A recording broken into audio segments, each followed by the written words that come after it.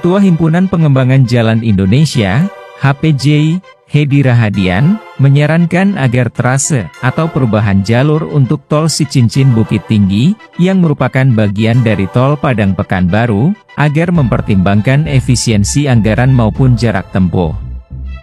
Hal ini disampaikan Hedi saat diwawancarai di Padang, Rabu 5 Februari, terkait rencana pengalihan trase tol tersebut.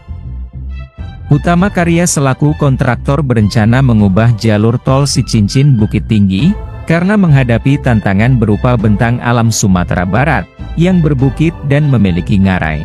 Perlu diketahui, untuk kelanjutan pembangunan jalan tol Padang Pekanbaru seksi Cicincin Bukit Tinggi, Hutama Karya memperkirakan membutuhkan biaya hingga 60 triliun rupiah, yang anggarannya akan diusulkan ke Kementerian Pekerjaan Umum pada tahun 2026, lewat penyertaan modal negara atau PMN.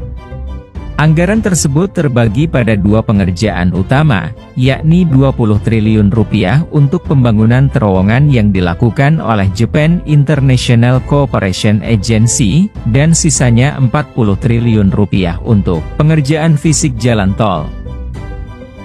Koridor ya, koridornya pasti Padang Bukit Tinggi, ya kan? Alignmentnya kemana? Cari yang cost construction-nya paling murah, operation maintenance-nya paling murah, jaraknya paling pendek kan gitu. Dicari optimasi tiga hal ini. Jadi kalau umpamanya sekarang sudah ada opsi yang terowongan 5 km dan seterusnya, kemudian nanti ada opsi yang lebih baik tadi, mungkin jaraknya lebih pendek atau construction cost-nya lebih rendah ya. Itu ya memang harus dicari.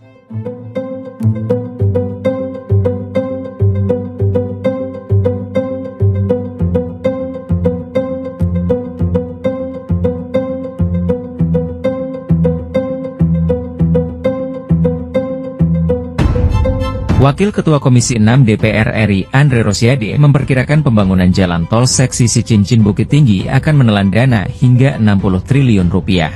Rencananya dana 40 triliun rupiah akan berasal dari penyertaan modal negara atau equity Hutama Karya dan sisanya 20 triliun dari Japan International Cooperation Agency. Andre mengatakan seksi Cicincin Bukit Tinggi merupakan rencana kelanjutan pembangunan dari ruas tol Padang Cicincin sepanjang 36,6 km. Kalau itu disetujui, PMN 2026, PMN ini penyertaan modal negara di tahun 2026, otomatis nanti barulah akhir 2026 HK baru bisa mengerjakan. Kalau catatannya disetujui ya oleh pemerintah, barulah kita bisa eksekusi dari Cicincin ke Bukit Tinggi. Nah, nilainya 60 triliun, 20 triliun itu terowongan dari JK, 40 triliun nanti wewenang dari HK untuk bikin jalan tol. Secara umum, proyek strategis nasional PSN ini adalah bagian dari pembangunan Jalan Tol Trans Sumatera JTTS yang nantinya menghubungkan Sumatera Barat dengan Provinsi Riau. Secara teknis penyertaan modal negara tersebut akan diajukan oleh Hutama Karya, atau Kementerian BUMN yang direncanakan digunakan pada 2026. Kenapa 2026? Karena penyertaan modal negara 2025 akan digunakan untuk pembangunan jalan tol Betung Jambi, sebut Andre. Lulusan Universitas Trisakti tersebut optimistis rencana kelanjutan pembangunan tol seksi Cicincin Bukit Tinggi tersebut bisa terrealisasi pada Oktober atau akhir 2026.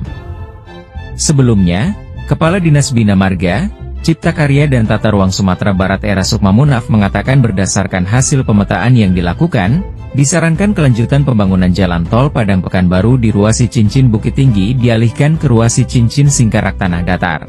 Hal ini mengingat pembebasan lahan trase Cicincin Bukit Tinggi melewati Kubang Putih yang membutuhkan dana jauh lebih besar ketimbang ruas Cicincin Singkarak Tanah Datar.